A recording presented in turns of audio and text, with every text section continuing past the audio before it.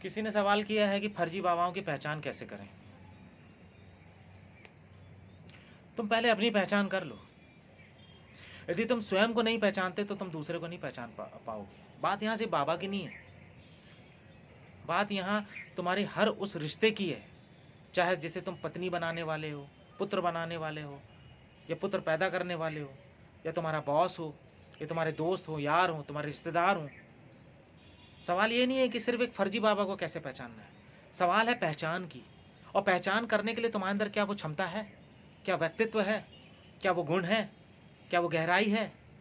तुम किसी को कैसे पहचानोगे? दूसरे को पहचानने का मतलब क्या है?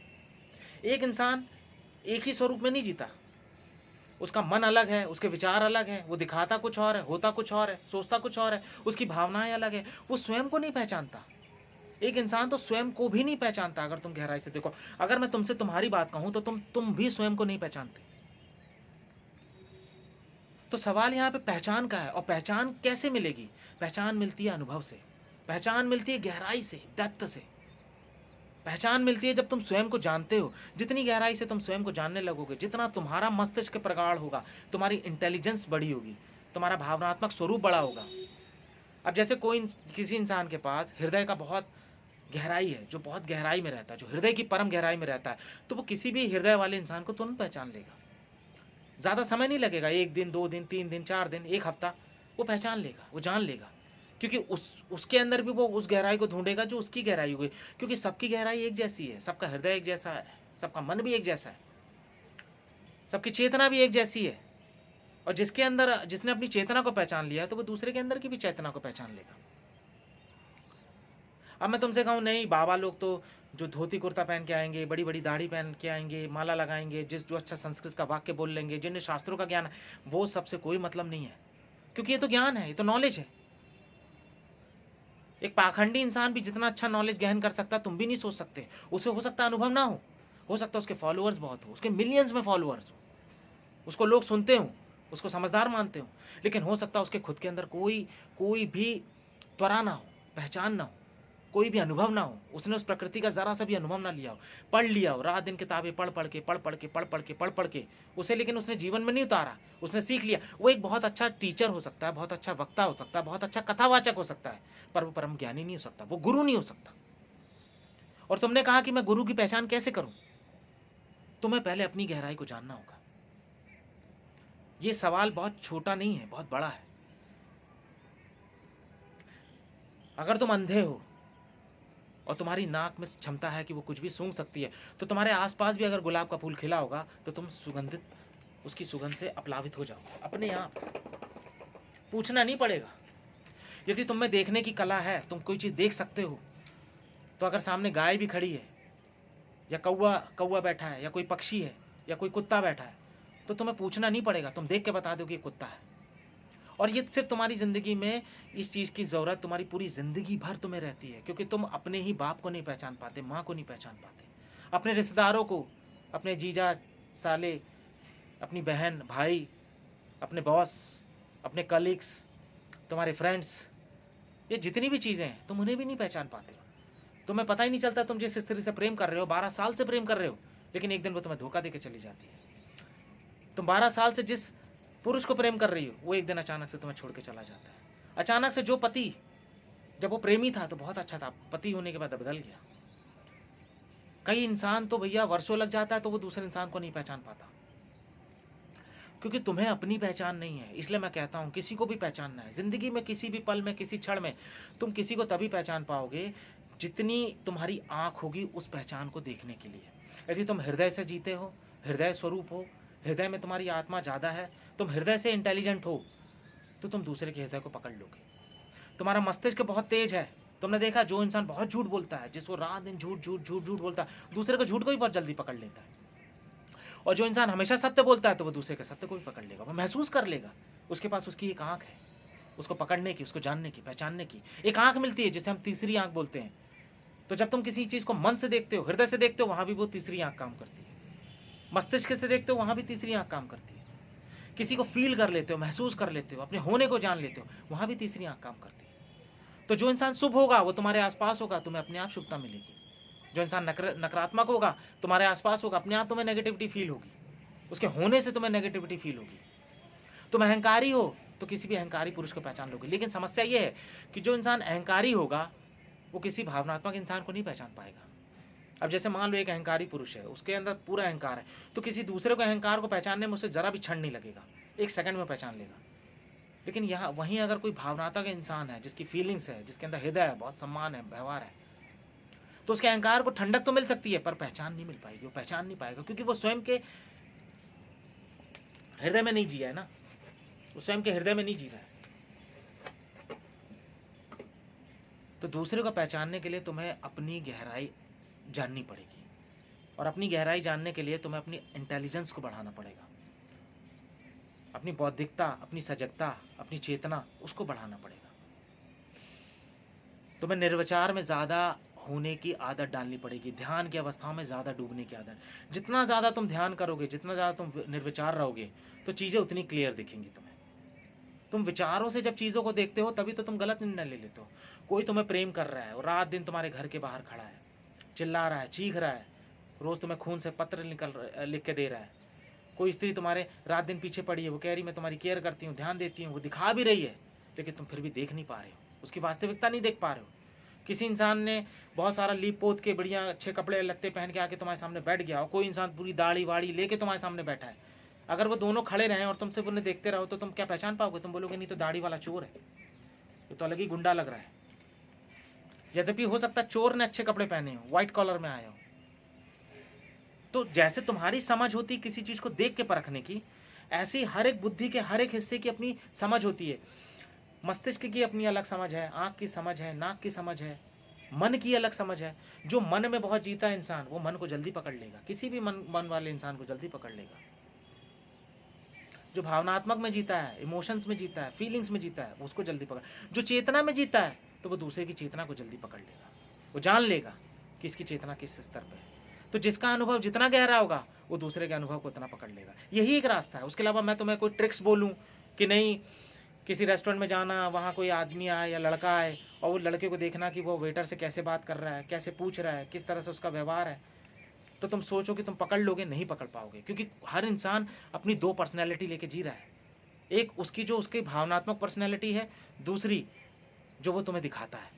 और भावनात्मक रूप से तो वो अंदर छुपा के रखता है उसको बिल्कुल अंदर। जब ने देखा, जब तुम किसी के घर में जाते हो तो बाहर तुम्हें वो गेस्ट रूम में बैठाते हैं। गेस्ट रूम में क्या होता है? सब कुछ बिल्कुल व्यवस्थित होता है, सोफ़ा होंगे, कालीन बिछा होगा, अच्छी अच्छी चीज़ें वहाँ रखी होंगी, बहुत डेकोरेशंस होगा, एंटिक पीस रखे होंगे, जितनी जितनी नायाब चीज़ें वहाँ रखी होंगी, और तुम उसको देख के तुम पूरे घर का अंदाज़ा लगाओगे। लेकिन हो सकता है किचन पूरा गंदा हो, फैला हो, कचरा हो, बाथरूम पूरी तरह से गंदा हो, मटमैला हो, ये हो, लेकिन सिर्फ तुम्हें बैठाया जाता है कि तुम इतने हिस्से को देखो। कोई तुमसे मिलने आता है, पूरा मेकअप वेकअप सब पोत पात के। तुम जब कोई मूवी देखने जाते हो तो तुम्हारी अभिनेत्रियाँ या अभिनेता बिल्कुल पहन वहन के, ओढ़ ओढ़ के, बिल्कुल सब बिल्कुल अपना अपना एक दूसरा आवरण तुम्हें दिखाते हैं। लेकिन क्या तुम कभी जब वो सो के उठते हैं या जब वो धूप में काम करते हैं, क्या तुमने तब उन्हें देखा? नहीं देखा होगा।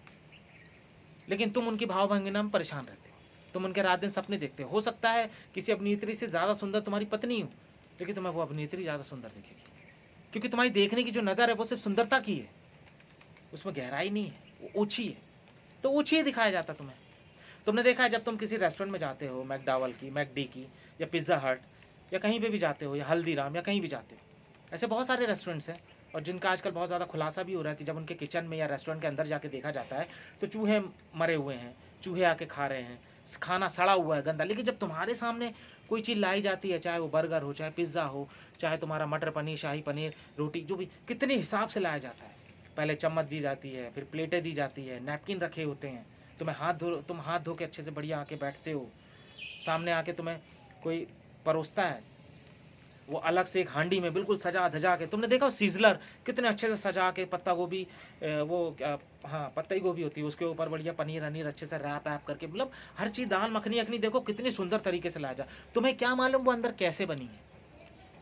तुम्हें कुछ नहीं मालूम, तुम्हें कोई गहराई नहीं है। लेकिन जिसी खाने की गहराई होगी, जो उसके प्रति बहुत संवेदनशील होगा, या कोई फूड इंस्पेक्टर होगा, वो तुरंत पहचान लेगा कि नकली पनीर है या असली पनीर है। तो जो इंसान दिखावे में जिएगा तो वो दिखावे की चीज़ को ही पकड़ सकता है, उसके अलावा उसकी गहराई नहीं होगी। और जो सच में जिएगा, सत्य में जिएगा, वो दूसरे के सत्य को पहचान लेगा, दूसरे के अंदर की गहराई को परख लेगा। ये अपने आप आ जाता है, ये अपने आप ही आँख सजगता से जाग जाती है। इसलिए कहता हूँ सजगता को अपनाओ, सजग हो जाओ। जितने सजग होगे उतना लोग तुम्हें धूर्त बनाना छोड़ देंगे। सजगता का मतलब ही है बुद्धिमत्ता। बुद्धिमत्ता का मतलब ये नहीं कि तुम बहुत अच्छे पढ़ लिख लिए तो तुम बुद्धिमान हो, नहीं। बुद्धिमत्ता का मतलब है तुम कितने सजग हो, कितने अनुभवी हो, कितनी गहराई में हो, खुद की कितनी गहराई देखी है। इसलिए मैं कहता हूँ अपनी चेतना की गहराई को पकड़ो। अगर तुम चेतना की गहराई को पकड़ोगे तो दिमाग की गहराई, मस्तिष्क की गहराई, भाव की गहराई, ये सब तो तुम अपने आप पार कर जाओगे। ये सब तो तुम अपने आप इनकी गहराई, क्योंकि इन गहराइयों के पार ही तो तुम्हारी चेतना है। इसलिए कहता हूँ ध्यान करो। ध्यान करोगे, जितनी गहराई से ध्यान करोगे तो देर सवेर तुम सामने वाले को पकड़ लोगे, जान लोगे, पहचान लोगे कौन अच्छा बाबा है, कौन बुरा बाबा है। और मैं तुमसे कहता हूँ आज के ज़माने में तो लाखों बाबा हैं, सब बाबा ही बने हुए हैं। उससे कोई फ़र्क नहीं पड़ता कि तुम बैठ के कोई बाबा ही बनाओ। फ़र्क इस बात से पड़ता है कि तुम प्रयास कितना करते हो, तुम अपनी गहराई में कितना जाते हो। तुम्हारा असली गुरु तुम्हारा ध्यान है, तुम्हारी परम चेतना है, वही तुम्हारा वास्तविक गुरु है। उसी को पाना है, उसी में जीना है, उसी को खोजना है। बाहर तो असंख्य गुरु बैठे हैं, इतनी सारी किताबें हैं, इतने सारे यूट्यूब चैनल्स हैं, इतने सारे इंस्टाग्राम हैं। कोई पढ़ लिख के वही चीज़ें तुम्हें बता रहा है जो कृष्ण ने बताई थी, उसी को मॉडिफाई करके बता रहा है। लेकिन तुम उसे अपनाना, उसको जीना, उसका प्रयास करना, ट्राई करना, ध्यान को करने की धीरे धीरे सजगता अपनाना। जब पूजा पाठ भी करते हो तो उसमें ध्यान को मिक्स कर देना, बिल्कुल निर्विचार होने की कोशिश करना, धीरे धीरे सुना।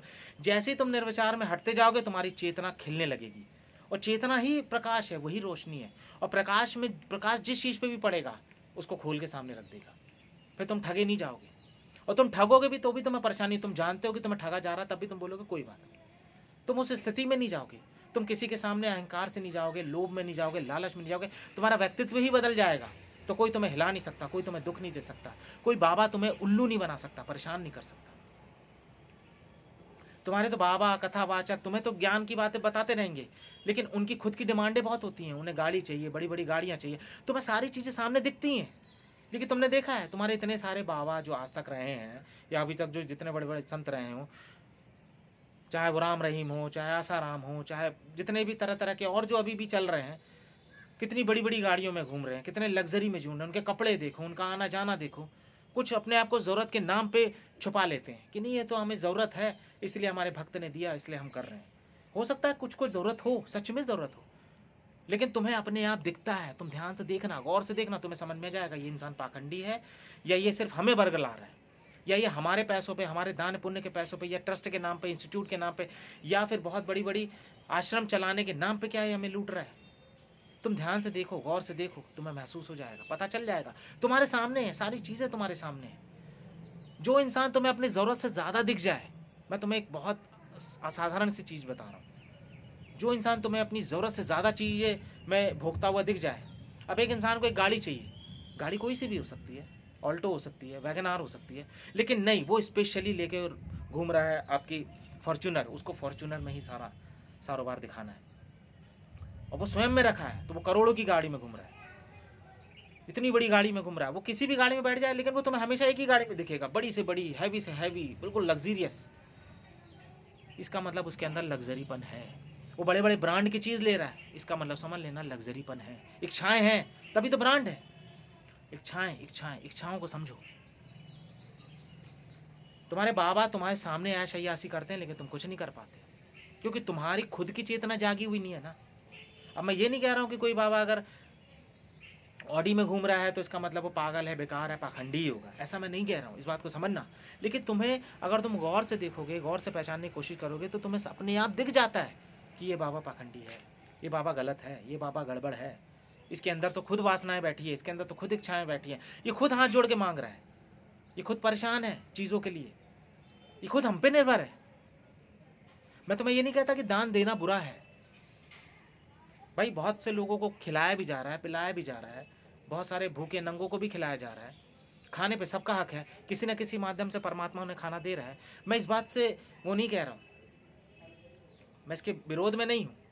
मेरा सिर्फ आपसे ये कहना है कि तुम्हें वास्तव में अब गुरुओं की ज़रूरत नहीं है, यकीन मानो, क्योंकि अब इतना ज्ञान है, इतना ज्ञान तुम्हारे यूट्यूब में, इंस्टाग्राम में, जमाने भर में इतना ज्ञान फैल चुका है कि अगर तुम अपनी थोड़ी सी समझ निकालो और जिस दिन तुम उस गहराई में उस परमात्मा की तरफ अगर बढ़ने की भी कोशिश करोगे ना, तो परमात्मा स्वयं तुम्हारे सामने आके खड़ा होगा। वो तुम्हें स्वयं मदद देगा, तुम्हें यहाँ से मदद देगा, किसी इंसान के रूप में मदद देगा, आकाश के रूप में मदद देगा, अपने आप। क्योंकि चेतना तो समग्र बैठी हुई है। इतने सारे जिन लोगों ने पाया, जिन लोगों ने उसे जाना, वो सबकी चेतनाएं जो है पूरे ब्रह्मांड में गूंज रही हैं, वो विचर रही हैं, वो प्रकाश में प्रकाशित होके गए हैं, वो सब खिलावट बह रही है, सब तरफ बह रही है। इसलिए ज्ञान तो हर तरफ से बज रहा है। तुम्हें यदा कदा ये अस्तित्व, ये परमात्मा तुम्हें कहीं ना कहीं से मदद दे देगा। गुरु तुम्हें ठीक लगता है, तुम्हें मुसीबत होती है, तुम्हें दिक्कत होती है, तुम्हें सहारा नहीं मिलता, लेकिन तुम देखना कि जिसे तुमने गुरु बनाया है, इस बात को जरा ध्यान से समझना, जिसे भी तुमने, अगर तुम एक सीधी सी बात अगर तुम मुझसे पूछते हो कि हम अपने गुरु की पहचान कैसे करें, या किसी असली फेक या जैसा भी गुरु हम पहचान कैसा करें, तो एक बात समझ लो, भलाई तुम किसी भी स्थिति में हो, यदि तुम ध्यान की भी स्थिति में नहीं हो, लेकिन यदि वो कोई मार्ग तुम्हें बता रहा है, कह रहा है, और उसके आने के बाद तुम्हारी जिंदगी में कुछ परिवर्तन आ रहा है, तुमने उस विधियों को अपनाया, उस क्रियाकलापों को अपनाया और तुम्हारी जिंदगी में कुछ परिवर्तन आ रहा है, तो समझना तुम ठीक हो।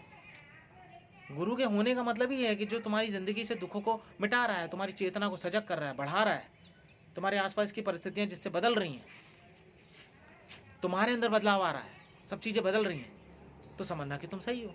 और गुरु का मतलब ये नहीं कि तुम एक को ही पकड़ लो, मेरी बात मानना, तुम्हें जहां जो ज्ञान मिले, जो ज्ञान दे दे, जिससे ज्ञान मिल जाए, चाहे इस पेड़ से, पौधे से, पशु पक्षियों से, या किसी इंसानों से, या किसी बच्चे से, या किसी लोग से, ज्ञान तो हर तरफ बह रहा है। गुरु तो सिर्फ एक ही होता है, वो है तुम्हारा ध्यान, वो है तुम्हारी अंतरात्मा, तुम्हारा खुद की चेतना। जिस दिन तुम अपनी चेतना से जुड़ जाओगे, अपने भाव से, अपनी फीलिंग से, अपने हृदय से जुड़ जाओगे, वही तुम्हारा असली गुरु बैठा है। उस गुरु से एक बार तुम्हारा कनेक्शन हो जाए, वो तुम्हें अपने आप रास्ता देगा, अपने आप। सारे जगत की शक्ति चाहती ही है ये कि तुम किसी तरह स्वयं को जान लो।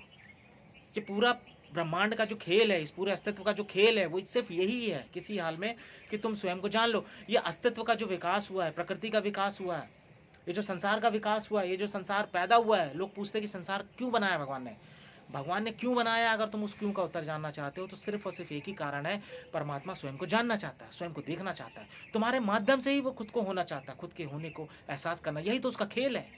वो खुद ही छुप रहा है, खुद ही को पकड़ रहा है, यही उसका मजा है, यही उसका आनंद है। तुमने देखा जब बच्चे क्रिकेट खेलते हैं, फुटबॉल खेलते हैं, कोई सीरियसनेस नहीं है, कोई लड़ाई झगड़ा नहीं है, कोई मारपीट नहीं है, कुछ नहीं है, एक दूसरे के दुश्मन बन जाते हैं। उसका गोल करना है, उसका गोल करना है, सिर्फ एक मस्ती चल रही है। उस गोल होने में भी कोई फायदा नहीं है और ना होने में भी कोई फायदा नहीं है। अस्तित्व स्वयं को जानना चाहता है तुम्हारे माध्यम से। अस्तित्व ने स्वयं को ही पैदा किया है तुम्हारे माध्यम से।